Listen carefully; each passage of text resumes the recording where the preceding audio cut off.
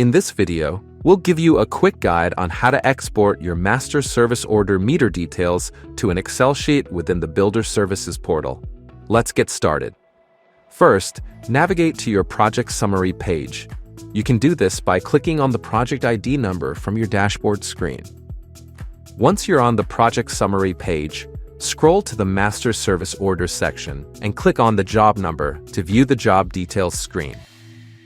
Here, you'll find a section listing addresses and statuses for your project. A date means the task is complete.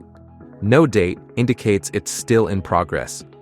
Look out for a red exclamation point, which means further action is needed. To export this data to Excel, simply click the Export to Excel icon on the Job Details screen. Then, go to your Downloads folder on your computer or device and open the recently downloaded Excel file to view the exported project information. And that's it! Exporting project information to Excel is quick and easy with the Builder Services portal. For more information, refer to the Builder Services portal user guide or contact your SDG&E planner for assistance.